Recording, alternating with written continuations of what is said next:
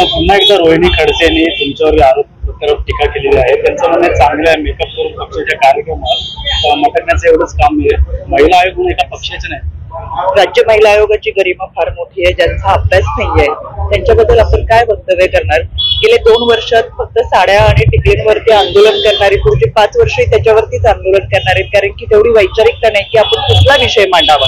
त्याच्यामुळे मला असं वाटतं की आपण या लोकांवरती चर्चा करण्यापेक्षा आणि त्यांच्या प्रश्नांना उत्तरं देण्यापेक्षा आपण चांगल्या पद्धतीचं काम करतोय।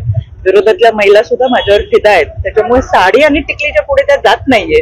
मला कौतुक वाटतंय सगळ्या गोष्टी। त्यांचं नाव घेतल्याच्या पुढे त्यांचं देखील। आणि दुसरी गोष्ट, खडसेबाईंना खरं तर संघटना त्यांच्याकडे आता जी आहे ती मी बांधलेली आहे, त्यांच्या सगळ्या पदाधिकाऱ्यांना मी नियुक्ती पत्र दिली आहे। ती संघटना त्यांना चालवता येत नाहीये, पण तरी सुद्धा सुप्रिया सुळेंना खुश करण्यासाठी रुपाली चाकणकरवर वक्तव्य केल्यानंतर कुठेतरी आपण मीडियाला दिसू म्हणून कदाचित वक्तव्य करत असतील।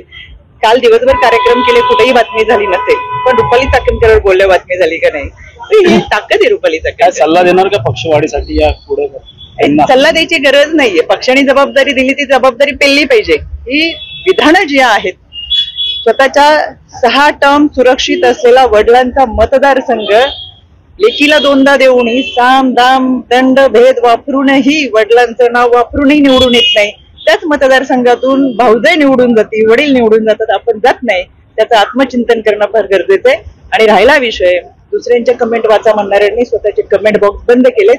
शेवटी वार केला तर प्रतिवार झेलाला सुद्धा खमक नेतृत्व लागतं, ताकद लागते। ती आम्हाला शेवटचा प्रश्न, महिलांना तक्रारी तुमच्याकडे पोहोचण्यापर्यंत मुंबई गाठावी लागते।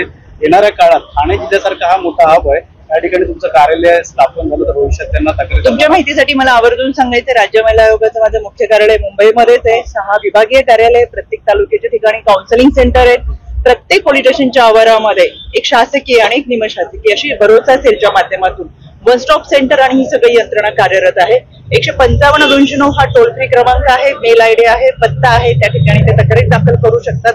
आणि या सगळ्या माध्यमातून, विधी सेवा प्राधिकरण असेल, जिल्हा सत्र न्यायालयाच्या माध्यमातून असेल, प्रत्येक ठिकाणी आम्ही महिलांना व्यासपीठ दिलेले, त्या ठिकाणी येऊन त्यांनी त्यांच्या तक्रारी मांडाव्या असं मला